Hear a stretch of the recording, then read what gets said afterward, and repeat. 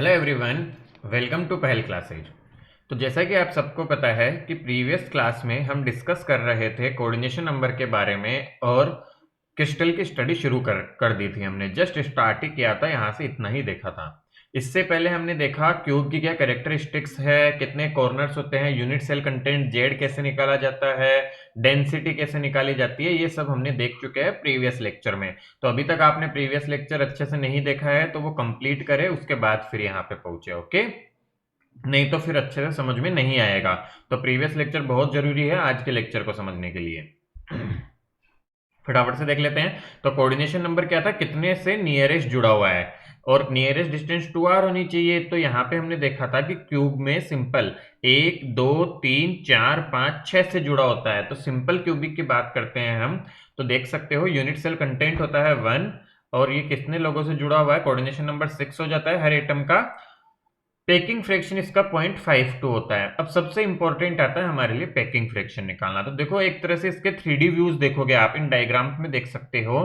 तो क्या सिचुएशन है, 1 2 3 4 5 6 7 और 8। ध्यान से दे रहे हो कि ये दो ऊपर वाले एटम्स, ये दो यहाँ वाले एटम्स और ये दो एटम्स यहाँ दिख रहे हैं। एक ये एटम इसमें दिख रहा है 3D व्यू में और ये एटम पीछे छुपा हुआ है इसके, ठीक है। तो इस तरह का अरेंजमेंट है, ऐसे जुड़ के आप ध्यान से देखोगे तो सारे पॉइंट्स को, इनके सेंटर्स को मैं ज्वाइन कर दूं, ध्यान दोगे सारे सेंटर्स को यदि ज्वाइन कर दे तो ये सीधा सीधा क्यूब ही बनता है। आ रहा है समझ में कि सारे सेंटर्स को ज्वाइन करने पे क्या बन के आता है, ऐसा क्यूबिक स्ट्रक्चर बन के आता है। सिमिलरली यहाँ देखो, ध्यान दोगे तो ये स्पेयर जो है, ये स्पेयर ऐसा बना हुआ है इस तरह से इस तरह से इस तरह से। तो ये टोटल मिलके ऐसा केस बनता है। तो तुम देख सकते हैं आप सभी कि यहाँ पे जो बीच का पार्ट है वैकेंट है, ये वैकेंट पार्ट है, काफी सारा पार्ट वैकेंट है। तो इसका पैकिंग फ्रैक्शन आता है 0.52। अब ये देखना है कि ये आया कैसे। तो ध्यान से देखो, ये डायग्राम हमारा बना हुआ है। तो क्यूबिक जो हमारी सिंपल क्यूबिक है, तो दो एटम्स आपस में जुड़े रहते हैं और इनके सेंटर के बीच की जो डिस्टेंस होती है ये वाली, यही किसके बराबर हो गई थी, आर रेडियस है। तो क्या मैं बोल सकता हूं कि क्यूब की जो लेंथ होगी, साइड लेंथ, वो होगी 2r के बराबर। ध्यान देंगे सभी बच्चे कि दोनों एटम्स साइड के अलोंग ही जुड़े रहते हैं, तो क्यूब की जो लेंथ है उसे मैं बोल सकता हूं 2r के बराबर। तो देखो सबसे पहली बात, a equal to 2r, where a edge length of side of cube. देखो सबसे इंपॉर्टेंट जो वर्क रहेगा ना, वो हमारा किसी तरह रहेगा relation between a and r। यदि हम ये निकाल पाए, where a is the side of cube और r जो है हमारी रेडियस ऑफ स्पेयर या एटम, जो स्पेरिकल एटम्स कंसीडर करते हैं उसकी रेडियस है। किसी की भी पैकिंग फ्रैक्शन निकालना हो, हमें घूम फिर के ये एक्सप्रेशन निकाल लेना है। जैसे ही हम ये एक्सप्रेशन निकाल लेंगे हमारा आधा काम तो तुरंत ही हो जाएगा। आया समझ? बस घूम फिर के हमें ये एक्सप्रेशन सबसे पहले निकालना है। ओके, तो सब बच्चों को ये ध्यान रखना है, ये एक्सप्रेशन निकलने के बाद हमारा काम हो जाता है। फिर कुछ भी नहीं है, फिर तो सिंपल फॉर्मूला लगाना है।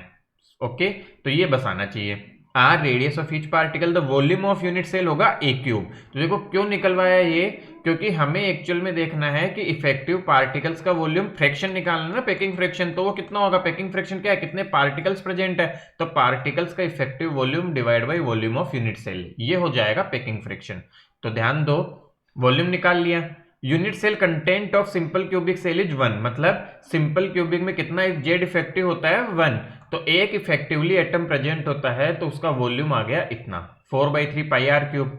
पैकिंग एफिशिएंसी क्या होती है, ध्यान से देखो, फॉर्मूला याद रखेंगे इस फॉर्मूले को, volume of unit cell occupied by particles multiply by 100 divide by volume of cubic cell. मतलब जो मैंने यहां लिखा कि ये हो गया। अब परसेंटेज निकालना तो 100 से मल्टीप्लाई कर दिया, सिंपल फ्रैक्शन पूछते हैं तो एक जेड मल्टीप्लाई बाई पार्टिकल का, ट्रूली स्पीकिंग यदि मैं फॉर्मूला बनाऊं पैकिंग फ्रैक्शन का तो आप ऐसे याद रखते सकते हैं, sorry, packing fraction is equal to z multiply by 4/3 pi r cube divide by a cube. अब देखो सिंपली बात करूं तो ये तो फॉर्मूला मैंने दे दिया रेडीमेड बना के।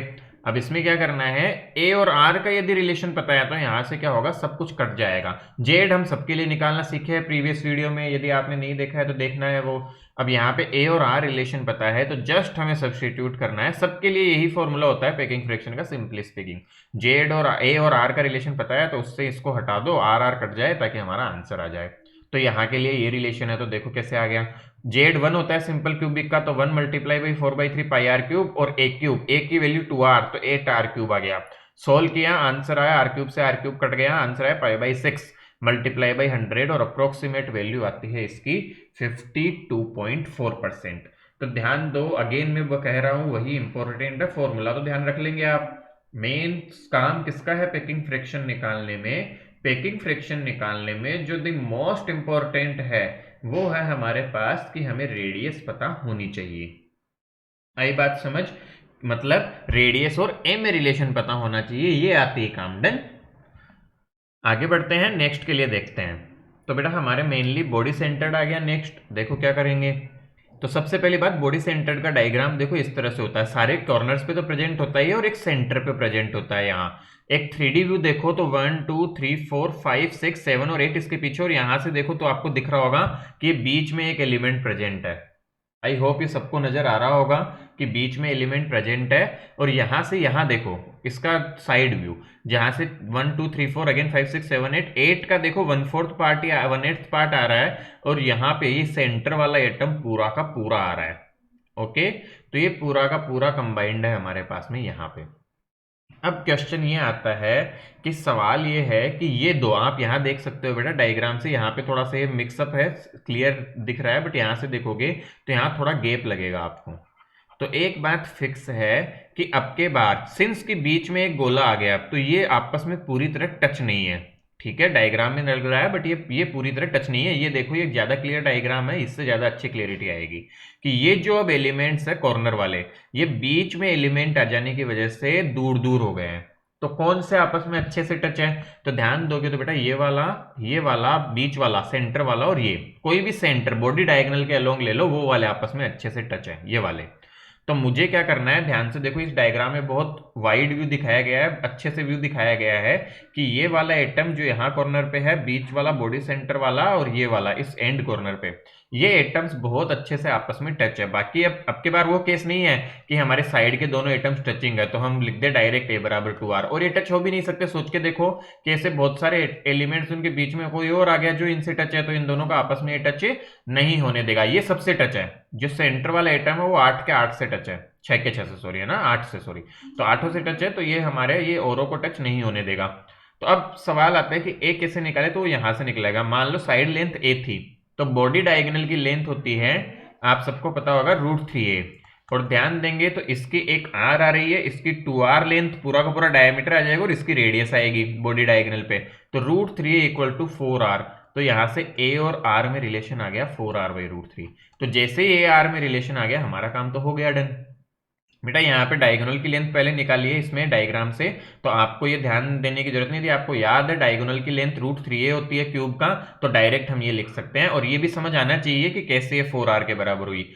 देखो डायग्राम्स बहुत अच्छे से चूज किए गए हैं, आपको समझ आना चाहिए कि कैसे ये हो रहा है। यदि ये फील और विजुअलाइज नहीं होगा तो फिर बात नहीं बनेगी, तो ये विजुअलाइजेशन होना चाहिए कि या पहली बात तो यहाँ पे हम A = 2R नहीं लिख सकते, ये नहीं लिख सकते, ये नहीं लिख सकते। तो ये किसी तरह एक का रिलेशन निकालना है, तो वो यहां से निकाला। तो पहले कुछ बातें, यूनिट सेल कंटेंट कितना होता है? 2 होता है। कोऑर्डिनेशन नंबर 8 किस तरह से बन रहा है समझे इस बात को भी, कि अब हमने जो सिंपल लगे ना बेटा, जिससे सिंपली समझ सको, वो एलिमेंट पकड़ लिया करो। तो यहाँ सेंटर वाला एटम देखो, इस सेंटर वाला एटम साफ नजर आ रहा है कि 8 अदर एटम से जुड़ा हुआ है, तो बहुत ही आसान है समझना कि इसका कोऑर्डिनेशन नंबर 8 हो जाएगा। आई बात समझ? पेकिंग फ्रैक्शन होता है इसका 0.68 एंड वेकेंट फ्रैक्शन हो जाएगा 0.32।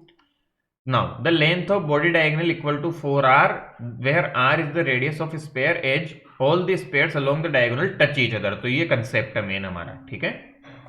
आगे देखो, √3 = 4R, तो A = 4R/√3, R और A का रिलेशन आ गया।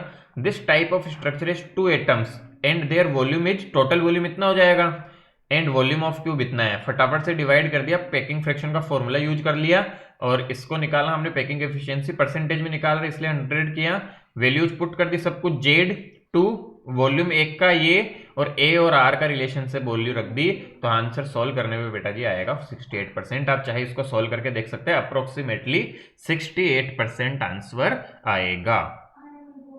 ओके, तो ये बहुत ही इंटरेस्टिंग है। आपको अब तक भी समझ नहीं आया तो समझ लीजिए, द इंपॉर्टेंट क्या है, फॉर्मूला तो एक ही लगता है, इंपॉर्टेंट है A और R का रिलेशन, और वो कैसे आएगा यही समझना सबसे मेन है। यदि इतना समझ गए तो हमारा काम आसानी से हो जाएगा। आई होप सबको यही बात अच्छे से क्लियर हो गई होगी। चलिए आगे बढ़ते हैं कहानी को।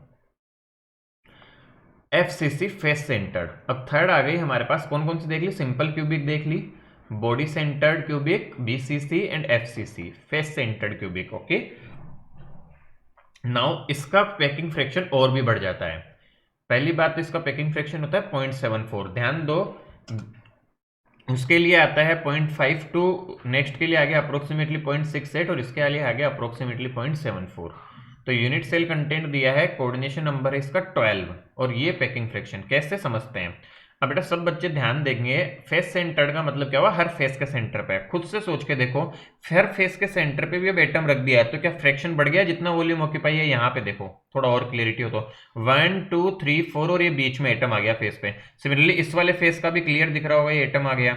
ध्यान से देखोगे तो यहाँ थोड़ी ज्यादा क्लियरिटी है डायग्राम में कि ये एटम्स आपस में टचिंग नहीं है, ये एटम्स आपस में टचिंग नहीं है। तो सिंपल सी बात है कि हम यहां भी नहीं लिख सकते कि मान लो साइड लेंथ ए है तो we can not write a equal to 2r, ये नहीं लिखा जा सकता है। आई होप ये समझ आया।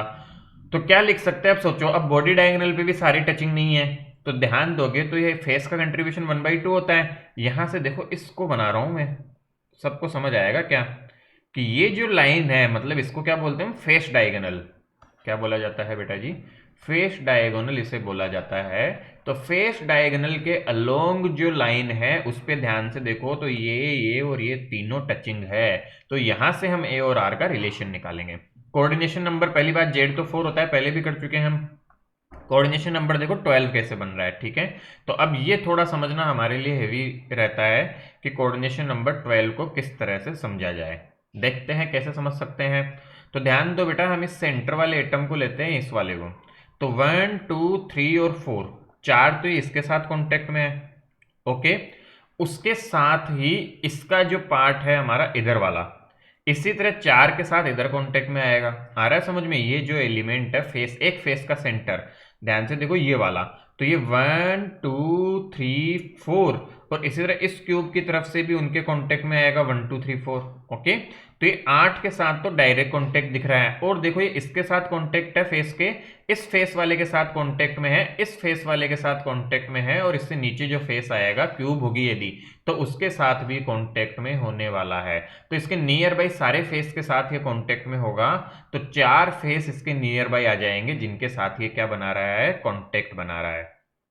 गुड, तो ये 4 फेस आया है जिनके साथ ये कांटेक्ट में है। देखो 1 2 3 और इस तरफ पीछे वाला फेस, तो ये 4 फेस आ गए 1 2 3 4। तो ये चारों फेस के साथ कांटेक्ट में है, इस वजह से इसके 4 इधर से आ जाएंगे फेस सेंटर के साथ, 4 फेस सेंटर के साथ कांटेक्ट में है तो टोटल नंबर आ जाएगा 12। आई होप ये क्लियर हो गया होगा कि कैसे। यहां से देखोगे तो बेटा ये एलिमेंट देखो 1 2 3 और 4 इन चारों के साथ कांटेक्ट में है। एक दो इसके पीछे जो दिख नहीं रहा, 2 और एक इसके नीचे वाला, इसके जस्ट नीचे वाला 3 और एक इसके पीछे वाला, तो ये 4 के साथ इधर कांटेक्ट और 8 ये, 4 ये और 4 ही इधर में, तो टोटल 8 इधर से हो गए, टोटल 12 आ जाएंगे यहाँ पे। ओके, तो ये हमें ध्यान में रखना है, ठीक है। तो आई होप ये क्लियर हुआ होगा इतना पोर्शन आपके कि किस तरह कोऑर्डिनेशन नंबर 12 हुआ, किस तरह से ये सारे एलिमेंट्स टच्ड है और क्या होगा। और ये भी क्लियर हो गया होगा कि एक को 2r नहीं लिख सकते। तो क्वेश्चन आया क्या लिखें, तो देखो इस डायग्राम में अगेन बहुत ही क्लियरली विजिबिलिटी है इसकी। ये एटम यहाँ, ये फेस सेंटर ये, तो ध्यान से देखोगे तो क्या लिख सकता हूँ? फेस डायगोनल की लेंथ क्या होती है? इस क्यूब की ए लेंथ ये है, ये लेंथ भी ए है, तो फेस डायगोनल की लेंथ हो जाएगी √2a, √2a equal to 4r। तो यहाँ पे हम क्या लिख सकते हैं? √2a equal to 4r। और ध्यान देंगे सभी बच्चे तो काम हो गया हमारा, हमें a और r का रिलेशन मिल गया, फॉर्मूला तो पता ही है।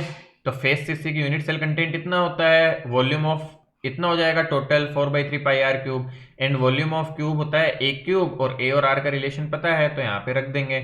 फटाफट से वैल्यू पुट करेंगे हम इसमें सारी, 4 मल्टीप्लाई बाई 4/3, ये जेड, ये v, ये 100 और ये a और r के रिलेशन से a की वैल्यू रख दी। सॉल्व करने से अप्रोक्सीमेटली आंसर आएगा आपका 74%।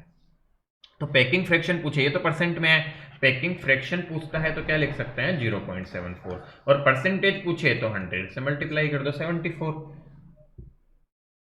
तो आसान सा पोर्शन होता है, टफ नहीं है। आपको इतनी बात जरूर समझ में आ गई होगी इतने पोर्शन से कि यदि मुझे एफिशिएंसी निकालनी है तो मुझे किसी तरह ए और आर का रिलेशन ही निकालना है।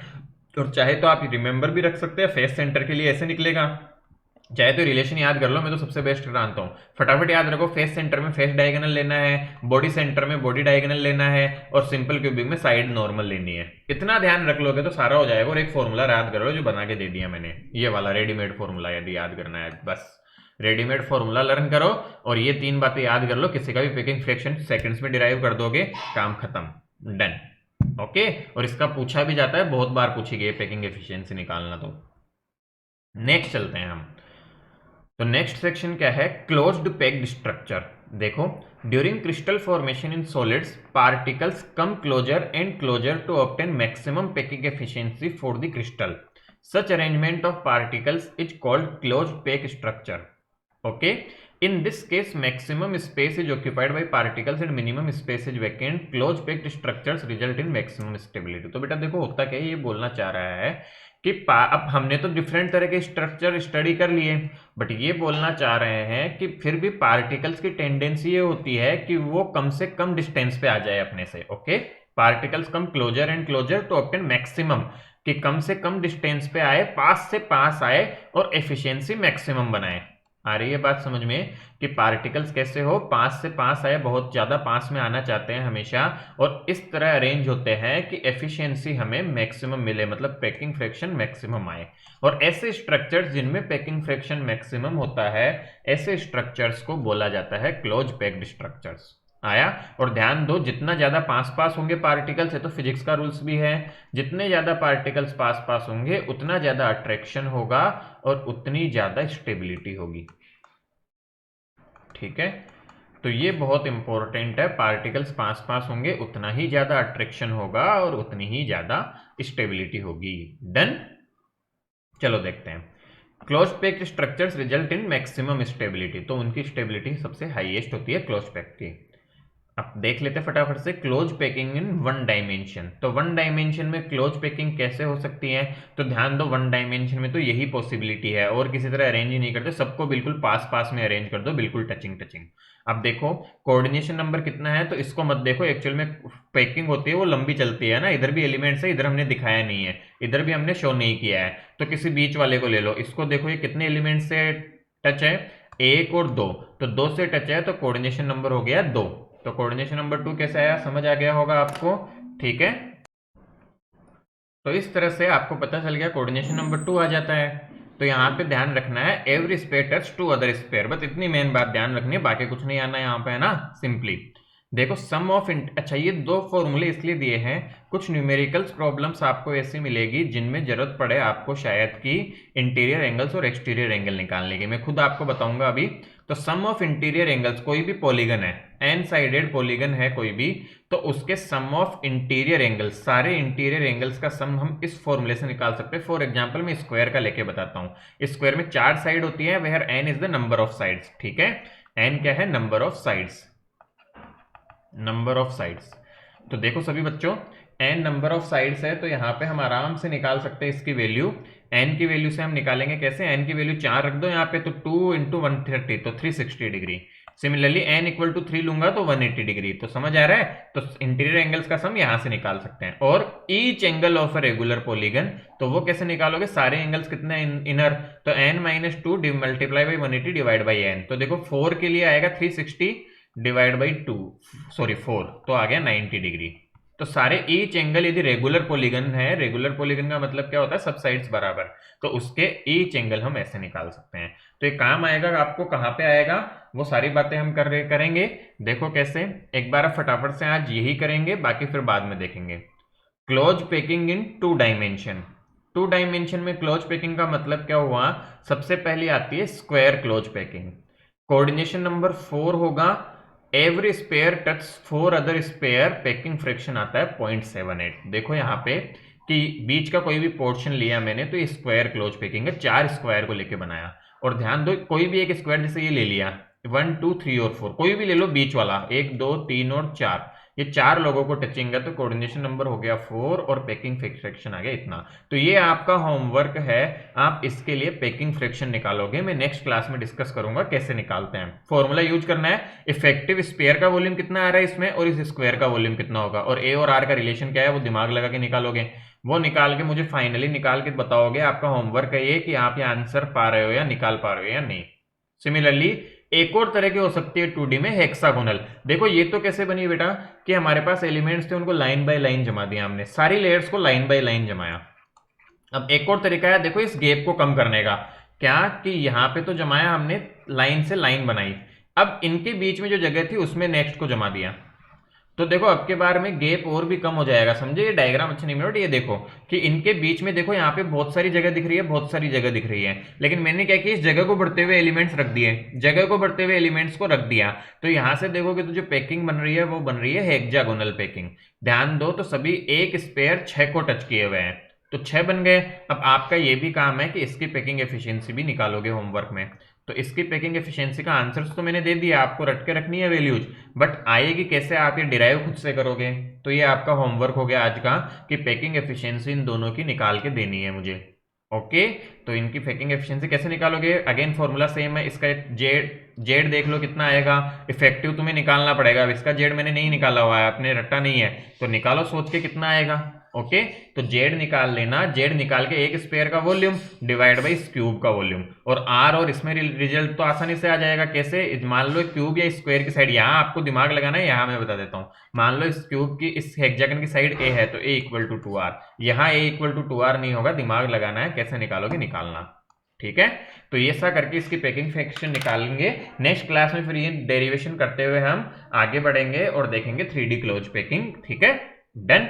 I hope it is clear. यदि आपको लेक्चर्स अच्छे लग रहे हैं, पसंद आ रहे हैं, तो फ्रेंड्स वगैरह के साथ शेयर करें, इनको लाइक करें और सब्सक्राइब करें। Thank you.